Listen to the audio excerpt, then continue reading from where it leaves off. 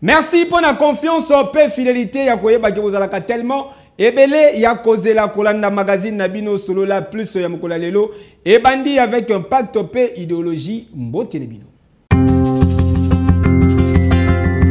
Chef de l'État, garant de la nation, son excellence Félix Antoine Tshisekedi Tshilombo a kolembate ko dénoncer implication ya Rwanda ya Paul Kagame pour la situation sécuritaire critique na est ya République démocratique du Congo. Je suis un panafricaniste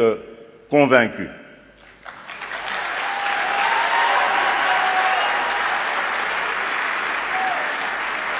Modèle pour le continent africain, Mobimba, son excellence Félix Antoine Tshisekedi Tshilombo, Fachi Beton Mou Kwantombolo d'Afrique, Azali ko continuer ko tika ba empreinte na ye partout, bisika azali koleka pour na ko défendre na numboka na ye République démocratique du Congo pe ko talisake ennemi ya Afrique ezali africain yemoko.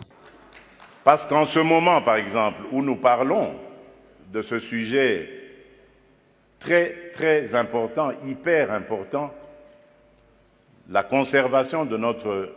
biodiversité, de nos forêts, il se passe actuellement dans le parc de Virunga une des réserves naturelles les plus importantes au monde en forêt et en biodiversité, un activisme armé qui met à mal cet écosystème, qui le détruit. Et cela n'a pas été décidé à Washington, à Paris, à Bruxelles ou à Londres. Ça a été décidé en Afrique, et plus précisément à Kigali.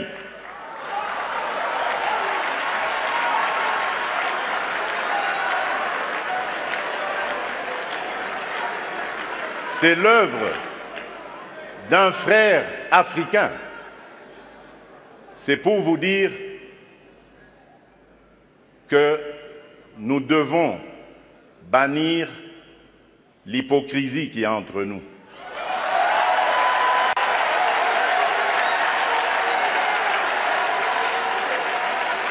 Nous devons bannir des fléaux tels que le tribalisme, la haine de l'autre. Et c'est là, je crois, que nous pourrions parler d'abattre nos barrières, d'effacer les tarifs douaniers, etc. Tout simplement parce que, malgré nos engagements, rappelez-vous, à l'Union africaine, l'horizon 2020 était l'objectif pour faire taire les armes en Afrique. C'est devenu une chimère. Et nous ne nous en offusquons pas. Nous ne condamnons pas. Et tant que ce sera comme ça, il faudra oublier toutes les bonnes initiatives telles que celles préconisées par le président Ruto. Nous devons avoir le courage de nous regarder entre Africains, les yeux dans les yeux.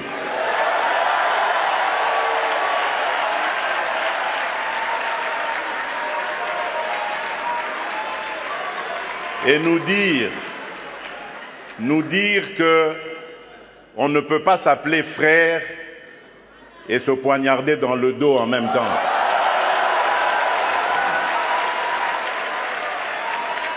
Droit dans les yeux, Fachi Beton a betagabango ba vérité, surtout na Oyetali, intégrité territoriale Yambo Kanaye. À ce à quoi nous assistons aujourd'hui, à l'est de la République démocratique du Congo par exemple, des voisins qui viennent semer la pagaille, la mort, la désolation, uniquement dans le but de s'enrichir, de piller les ressources. Le jour où nous mettrons fin à ce genre de comportement, alors oui, là nous aurons compris. Tala! Président Yaboye Bazui Wapi, Wumela Fachi Beton Mukwantombolo d'Afrique. Parce que je suis désolé, en tant que président de la République démocratique du Congo et face à ce genre de choses, je ne suis pas tenté de construire des ponts, mais plutôt des murs pour sécuriser ma population.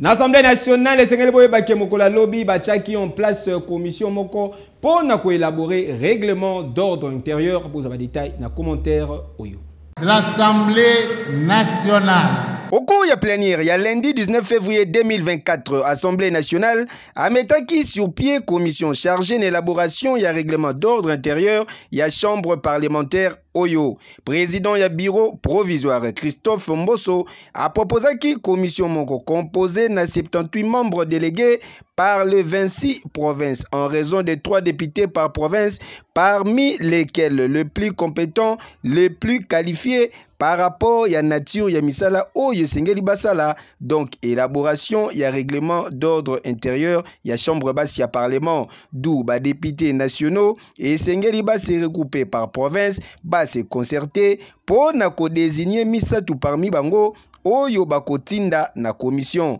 Kasi Sengeli boye balisusu ke commission yango e kozala kaka na 5 jours de travail pe à l'issue ya misala yango des projets à règlement d'ordre intérieur et kozala soumis na approbation ya plénière pe texte adopté nde ekotindama na cour constitutionnelle Oyo akose prononcé pour la conformité na yango par rapport à la constitution de la République démocratique du Congo.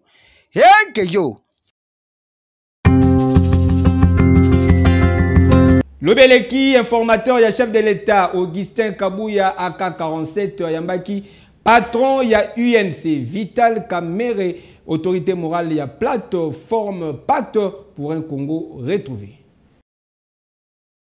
Après série, il y a passage, il y a acteurs politiques, il y a chef, il y a différentes plateformes politiques, et pas informateur, il y a chef de l'État, Augustin Kabouya AK-47, pour la formation, il y a prochain gouvernement, Lobeleki et Zalaki Tour, il y a patron, il y a UNC, Vital Kamere, autorité morale, il y a plateforme politique, Pacte pour un Congo retrouvé, Oyo ayaki kokutana na Augustin Kabouya, Nakobi Manaye, Vital Kamere, Atalisaki Boye. Sont venus répondre à la question de l'informateur de savoir si nous réitérons notre engagement d'être dans la majorité présidentielle et d'accompagner le président de la République dans l'accomplissement de son programme pour le social des Congolais et pour le développement du Congo et pour que finalement les Congos, dont la vocation naturelle est la locomotive de l'Afrique, nous avons dit oui, non seulement verbalement, mais nous avons signé un acte d'engagement. Et c'est que déjà Kabouya a fait un excellent travail, et c'était un bon choix qu'on a fait. Et Sengeli Boye Baki Augustin Kabouya a déterminé pour finaliser mission naye avant délai il y a 30 jours au regard il y a Baïjance Namboka. Et yo Attaque bazali kokanga bango kasi bazali kosilate général Blaise Kilimbalimba a procédé qui lobieleki na présentation ya bakulu na opérant na ville province ya Kinshasa. Ipirone ezwakatan. Commissaire divisionnaire adjoint à la police nationale congolaise en charge de la ville province de Kinshasa, le général Blaise Kilimbalimba a procédé qui week-end et la présentation ya 4e lot ya bakuluna opérant na ville province de Kinshasa oyo bakoyaki na maboko ya belément ya la police. Tangu azwaki maloba très déterminé, le général Blaise Kilimbalimba azalaki na bamo juste. Bango wana pona kolakisake dipirone eza eloko moko erba chuba kawana et il faut tambola na nzoto etamboli ekeiti ekuti malade pa ebikisi yango bango nyonso baza identifié chaque jour police ekokanga bango chaque jour toko déférer bango et oyo bokomona ke bakei esika besengeli bakende donc na ba prison c'est pour être condamné pona kozonga liso oh nyonso tozokanga mutu azofuta amande awazate pas d'amende bango wana baza na ba million baza libanda wana mutu moko te akofuta amande awa nyonso kangi justice condamné prison après un certain temps bokomona bango te baza sous dipiron commandant district esengeli basanga kaka musala na bango ya kozala responsable pe koétudier situation sécuritaire mokolo na mokolo eza na dimanche te kozala l'écoute ya population korépondre promptement esika akoki te abengi ngai na échelon supérieur. Il s'est connoté que le phénomène Kuluna Oyo ezali de retour en force dans plusieurs quartiers, pe commune ya ville ya Kinshasa, surtout dans la commune locale Makala, Lemba Kisenso Ngaba et Sikawapi. Ba affrontement ezali courant entre Bekiri ya ba quartier topé ya ba commune voisine. Kuluna eza phénomène baza ebele. Mais c'est ainsi qu'on ne peut pas les toko kanga bango na mukolo moko te. To sali programmation pour na kanga quartier par quartier. Makala, Bumbu, Ngiringiri, Selembao, Masina, Kimbansek, Sele, Ngaliema, partout, Sangamamba, Kisenso, na esika na tangite. O nyonso bango wana metala ba tai na bango tala batu pe bakinwa bozo banga tala tumwa ba peti yango bango wana de Kuluna o chaque jour tala nzoto ya oyo tala zoto mais bango bo kriaka bango wana montrez-moi ces gens là. Ah oui, Boende Zalaka, général Blaise Kilimbalimba, Kolemba bango te papa, car la force reste à la loi. Yeke yo. Koka mwaka ndenge babongisi rond-point Wileri boye batu bazongi lisusu koteka bakomi kotika salite la police ya assainissement ya ville ya Kinshasa ekuma makana le major Rémi Kanza Malalezo bakitaki sur place babengani bango buzo ba détail. Alors que bakambi ya ville province ya Kinshasa bazali kosala effort pour na kozongisa bopeto na certains coins ya capitale lokola awa l'exemple ya rond-point Wileri oyo batu nyonso bayebi ndenge ezalaka na bosoto nzokande na pokwa nzokande na butu nzokande air moko batu bakoma koya kobebisa lisusu batu bakoma koya koteka awa batiki salite ndenge kaka bozali komona boye yango pe justifiaki présence ya belemo ya la police ya assainissement ya ville ya Kinshasa oyo ekumbamaka na major Rémi Kanza Malalaise na terrain po na kobenga bango yoka lisolo bato kaka te biso beto olima bango te misale ko bando sale ma chaque jour parce que zomona déjà les candidats pour bazo joa plateau ezalaki boye te soko moni Wileri akala ezalaki boye te mais lelo likanisi bakoti bazwi bo Wileri ezala na bacondition ya boye mais population balingi koyoka te place ya boye babongisi bakomi koya kobwa koteka lisusu kota wende parking ya bamoto tout ça c'est pas normal. Yango biso police assainissement ozo kamala major Rémi Kanza Malalaise to kolemba te ko bengana batu chaque jour pe ko kanga parce que mitindo ezali ko kanga yo mutozo te kala balabala na biloko na yo bake na yo akile droit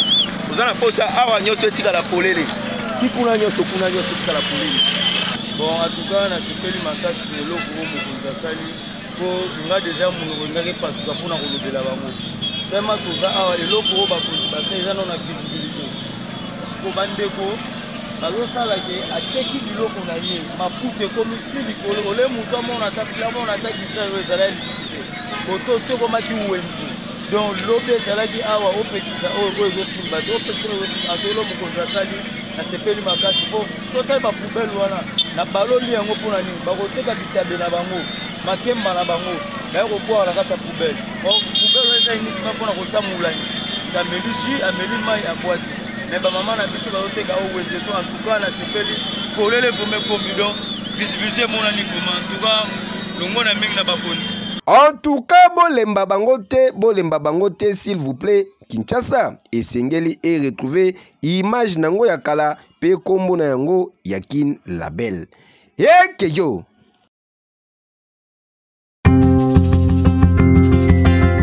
Et ça, la maka nulle part ailleurs que Awaka en République démocratique du Congo, roulage bazali ko bunda na ba wewa en plein soleil bozabali.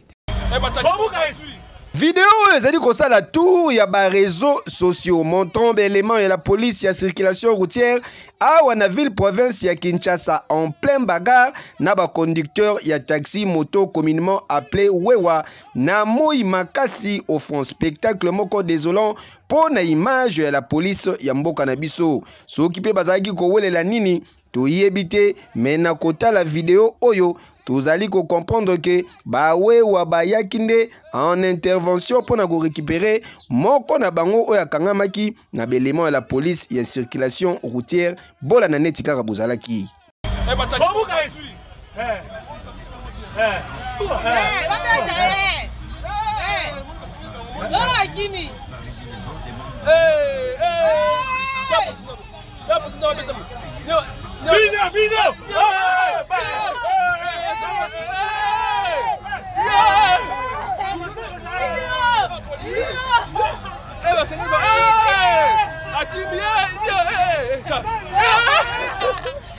Mon général Blaise Kilimba Limba, commandant ya la police ya ville ya Kinshasa, awa tokosenga kaka o rappeler nanu ba élément oyo o identifier bango oyo ka bango pe ba pesa ba explication si nini o esalamaki. Boye penza eza dinte pona la police ya mboka na biso. Ya nini?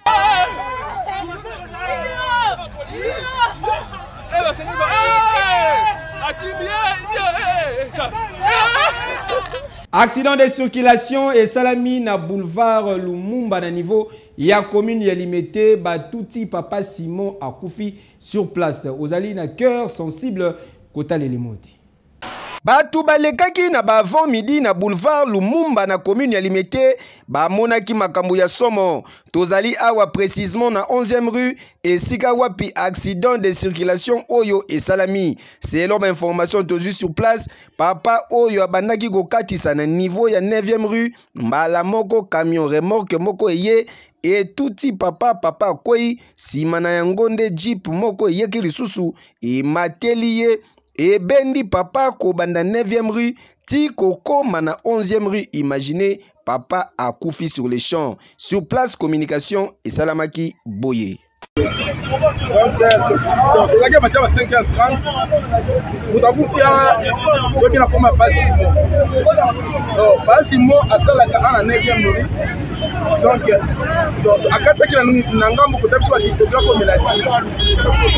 Après nana na ba 5h30 babel biso batuti papa Simon donc e batuti papa Simon biso tobimo donc meki jipe to de pacha 9e mili jipe so bende na tia mutuka biso fait stop tobimi po donc to meti jipe ngo les autres qui ne sont pas malheureusement papa Simon c'est la 9e mili famille ne peut poser bango na mutuka roki bataki depuis 9h 5h30 jipe ngo tu mets dans la qui ngasani donc je le vois sur la marque bayo kolongola tutakoza la boete déjà azali bayo kolongola kwa na balabala boete vraiment nous pendant que le banya mama ko mutoko kupatile beta sobo to sai ndaka wa mitai go ai to bote so banga ke mo tsama ba tona fambo ba yelo ba bango boete la vie ata kwa lo le ko ya ko peba ata ko mate ata sécurité ata banda nje ba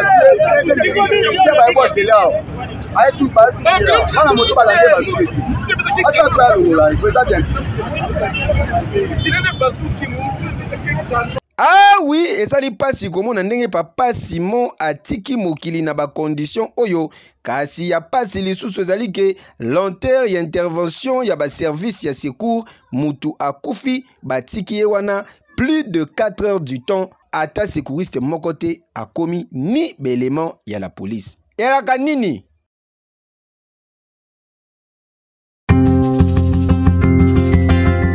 Rond-point Gambela et Lati Lele Yasika Kinshasa la belle ezali possible. Reportage signé Serf Luzolo Fiston Perro. To la kisa kibino ndenge gouvernement provincial ya ville province ya Kinshasa ezwaki décision ya kobongisa rond-point Ngambela na commune ya Kasavubu. Tikane bisabino ke misala ekomi na suka rond-point Ngambela oyo boyebi elatilele ya sika dans 2 semaines ya pamba kaka ndenge balasaki réhabilitation yango boyende ezalaka bino moko boyebi degré vindu fulu oyo ekomaki awa na kati ya rond-point oyo kasi soki oye awa okoyoka fraîcheur solo ya parfait nde tikaka tozali na mikili ya mpoto botala bino moko batie bakiti mpona kopema baloni bapelouse baloni bafleur kitoko oyo wapi vraiment image ya Kin Label yango nde tozali komona bino moko boyoka ndenge bakinois bakommunike ngai naosepelande komaulipeange maosamosala koma naolamela baronpoint nakati ya mboka oyo zelenge fort osepela nango makasi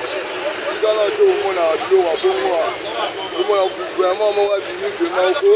aobongisaka kati ya esika oyo gouvernement ebele babimi totika omona bamalela omona okota mpe na toshekoko mpe mawi toflexe makambo oyo aosala asala makambo mabe te donc susi eza kaka ke Kinshasa ingenga tomeka kolatisa vision ya chef de nzoto parce tata mokonzi alobaki na makanisi na ye azali na posa Congo ekoma ata lokola Allemagne donc Allemagne ya Afrique c'est-à-dire que makambo ezala malamu donc beaucoup de développement sur tous les plans. Bon, pour nga na sepeli mboko ezaki ya kolala et puis poeza alobaki bien ki mboko ese kufa ipoto la musango biso bongo bakolo kotala ba gouverneur oyo bayaka na mboko oyo bateke ba titulaire basala eloko te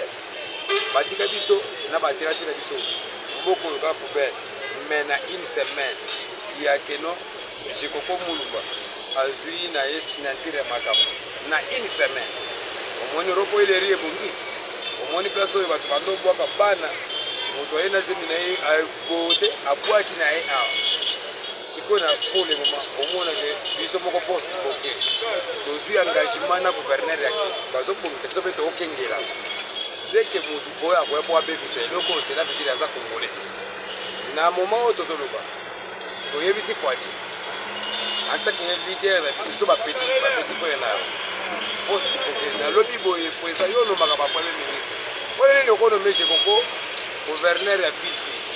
coup de chapeau na hôtel de ville ya Kinshasa particulièrement la vice-gouverneur ya Jekoko Mulumba pour na initiative oyo ozwi ya kobongisa ba rond-point awa na kati ville province ya Kinshasa kasi eloko tozali kosenga ezali ke esuka kaka awa na rond-point Ngambela te ekende na ba rond-point nyonso awa na kati ya ville province ya Kinshasa po décret ba rond-point yango ekoma nango salite okoki kondima te bosalaka mpe suivi pour que propriété oyo bozali kotala ba rond-point oyo etikala kaka bongo epesa bongo image que tozali bongo vraiment na kati ya capitale ya RDC Kinshasa yango